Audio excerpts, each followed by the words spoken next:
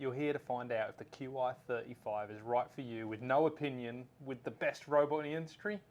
Keep watching.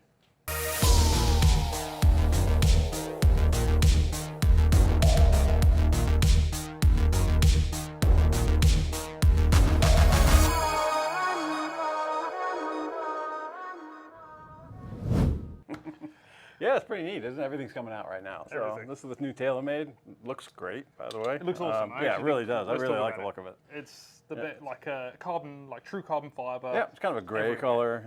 No weird colors on the top or the bottom. I mean, Yeah. kind of like that. A tiny bit of green in there, but nothing really noticeable. And let's talk about the naming convention, QI35, right? So this is the fourth generation of stealth carbon face. Right. And it's got twist face in it as well, so it's got lots of tech, but QI35, and I've seen a couple of videos out already that haven't got it right. So QI35 is 3-5 put together. It's nothing to do with the year 35 or anything else. It's 3 is form, function, fit. Right. So it's kind of the shape, what we're doing for it, and then fitting. And then the 5 is the 5 head options. And 5 head options are actually a little odd. So you've got basically core model, which we're going to test today, LS, Max, and then Max Lite. And you're like, all right, what's the 5th one? It's the head that we're using. It's the Select Fit, which is the built-in Okay. fiducials on the face. Yeah. And that really helps us with our It's great with a robot. Yeah, fantastic. It means that we're going to get the most accurate data on center strike. Right. We actually use this to dial the robot in a little bit because we know this. You know, these markings are dead centered, right? So we know exactly where the center is. Yep. We know exactly how far off everything is, so it's kind of handy. And then we look at the bottom, and I like this feature they've done here. You see how these kind of triangles set up? Yep. It creates a triangle. Right. They're different shapes for each model. So the LS is tighter together, the Max is kind of wide, then you've got the Lite who's got a bit of a color change around the back. So you kind of, just looking at the head, you know which one it is just looking at that. Interesting. And we've gone back to the speed pocket. Right. Which I like that. I mean, we know that helps with low shots in the face. Absolutely. You know, we've got carbon face technology, twist face technology, we're going to get the most out of this. Yeah, there's a lot going on here, yeah. Yeah, they've also changed the head weights a little bit, nothing crazy, but it's enough to kind of note when we do the detail that we do. A little bit lighter than they were before? Yeah, everything's kind of changed up. Actually, multiple manufacturers have changed their head weights this year. Yeah, even Ping has typically been a little bit heavier, is actually getting a little bit lighter, so everyone's kind of going that direction. As I say, I love the look, simple. It is a little different shape this year again. What do you think about it? I don't mind it actually. I mean, it looks a little bigger in the core model, but it's a nice shape. There's nothing really strange for it. It's a little deeper. Obviously, they're trying to get the MOI up a little bit in this model, and the Max is even a little bit bigger than this. Yes.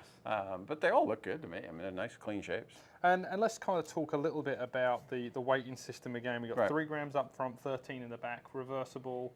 So that's going to change. So you can move the CG obviously forward and backwards a little bit by breaking this up higher and lower. Obviously, the more weight you put forward, you get more ball speed, a little lower launch and lower spin, but you lose forgiveness and MOI goes out the window. So it's always a trade-off. And we have the luxury of having an MOI machine and having Tom Mays work out CG location. So this is 8,978 MOI. Yep. So pretty high, yeah. For a core model.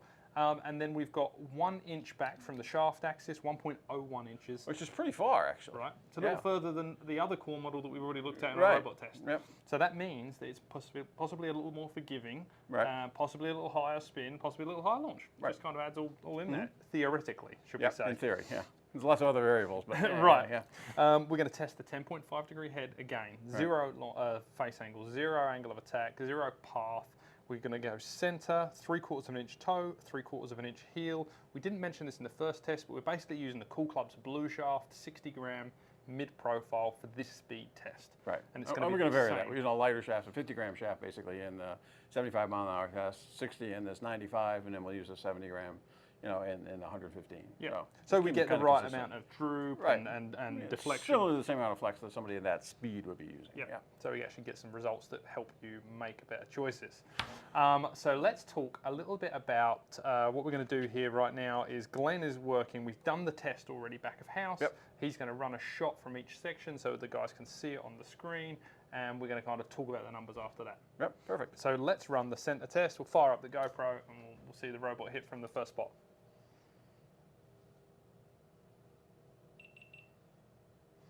All right. Here's your favorite part. Get the load ball on. The load ball, the ball loader.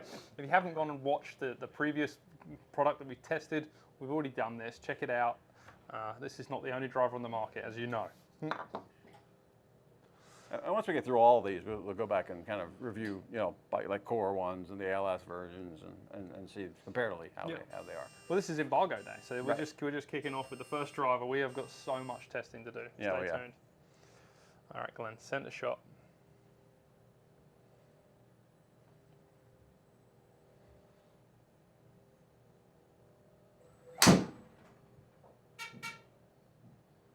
Okay, tucking down the left, but barely. Barely. Just a tiny bit. So let's talk about the lie angle on this is 56, so it's a little flatter than the other model that we've tested in the same, area of driver. Go on. And like we mentioned with the other one too, the lie angle is one of the variables that they use in manufacturing to determine, how much draw bias, right? So you make it more upright, as opposed to an iron where you're hitting the ground and digging in, a heel or toe, clubs on a tee. So you get to adjust that, and that changes the trajectory of the ball. Right? Yeah. Curve right and left more than anything. And people probably don't know, we've had this robot for a little while now. If you've watched this on Instagram, you've kind of seen some videos. We've been dialing it in, trying to figure out how to get some good data. So we had to find a midpoint with the driver with this specific golf shaft. Right. So that we actually get the benefits of lie angle with driver test. Right. So we set the robot set up the same no matter what club we put in there, right? Because that lie angle, we don't want to set it to whatever the lie angle is because you're negating what they're trying to do with it. So. Yeah, they're all the same. And I looked at those numbers. They're almost identical to the average, which is great. Yeah. 138 ball speed. Again, we've only got 1 point of reference for that, and this is identical to it. So that's good. 10.9 launch, same again, right in the middle there. 2,400 RPMs, just a hair under. Minus 0.2 average tilt. So this thing is almost arrow straight as an average from the center. I mean, if you look at this shot, this shot was pretty straight, right? There's a tiny bit left, but it doesn't move much. And this driver, we adjust the line, and the straight ones are pretty much straight. There you go. So you can see it on the graph. So not a lot of bias in the standard setting without changing the hosels and all kinds of other things. But if you apples to apples, 0, 0, 0, 0, 0, 0, right? And it goes it's going to go pretty straight. Yeah. Okay. Now, it's carried 227 yards again, and we've talked about this, distances and everything. We might see some couple of yards here or there with models across the board. Yeah, but it's more dependent on how you swing. If we change the robot to 5 degrees up, we're going to gain 10 yards. Is that driver any better? It's the same driver. Right. So it's not really apples to apples. This is just really giving you a nice neutral baseline. Yep. Okay, so next test, Glenn, we're going to change the name of it. So you'll see the dot change. We're going to see the tee move 0.75 inches. It will drag across the track, and then we're going to hit one out of the toe from there. Yep.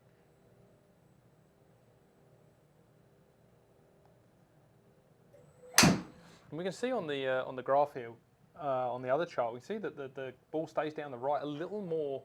We had a couple cross the line, but mainly stayed down the right, and that's kind of like twist face built in, so the face is more open than the centre, which is like roll and bulge, but an extreme version of it. What do we get there? 0 zeros across the board, 19 millimeters in the toe. Incredible work, Glenn. And launch and spin, yes, that is about the right average. Good. So in the toe, we lost 1% of speed. We've talked about that before. It's pretty impressive. Very, very good. So everyone's kind of figuring this out. Previously in the last one, 10 years ago, that'd be a lot different. Right. Whereas the center 10 years ago, a little bit different. Yeah. But, yeah. Launch, it popped up half a degree, just a hair over half a degree. Yep. Spin, it gained 10%. And I find this is incredible because a toe shot would normally be just this knuckly thing that dives over and whips over, especially in older drivers when it would torque more, right? And you lose a bunch of carry, especially, right? Bunch of carry. And we basically have kind of a wash on carry, minus 3 yards. We did get a little more draw, but it started so much more right that it's it kind came of back. squared itself out again. Twist face worked. And we gained spin. So it's like staying in the air for that shot that's kind of starting but to... not a lot, just, it's a small bit. So it's a couple hundred RPMs. 200 RPMs, right, so, which you'd be happy to see in, a golf ball change. You almost don't see that in the flight. No, I wouldn't have thought so. All right, Glenn, let's take it across to the heel and see what you got, mate. So we're going to rename it. We're going to move it across 1.5 inches to equal the 0.75 across to the heel now and see what we get. And we can actually have a look at the graph while he's kind of messing around here. And the heel ones, we talk about heel and gear effect coming back left. Again, with twist face, we're going to see a little less of that because it's going to start more left, right? And there's a little more, sporadic with the heel. Maybe there's one in our first test there, our bigger test that kind of stayed. What they've done by doing this, though, I mean, that carving low kind of ball that we used to see, that kills distance, right? Because you get a lot of low launch, so that doesn't help carry. Then you get a bunch of spin. It usually added, this is only adding a little bit of spin. Tiny bit of spin. None, right? Actually, no. It's nothing. Square. Yeah. So pretty good. Yeah. Let's see the ball floating.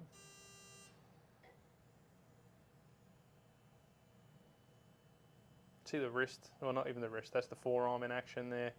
When we get this thing dialed in, we'll be able to kind of release the club properly. Oh, you can do swings like that, but for this test, we're trying to neutralize everything. Right?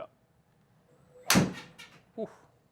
All right, so it did start left, and we did get the gear effect back down. So this is the one that's going to look more like that very initial dot there, nearest to -14 on the chart. Back to square.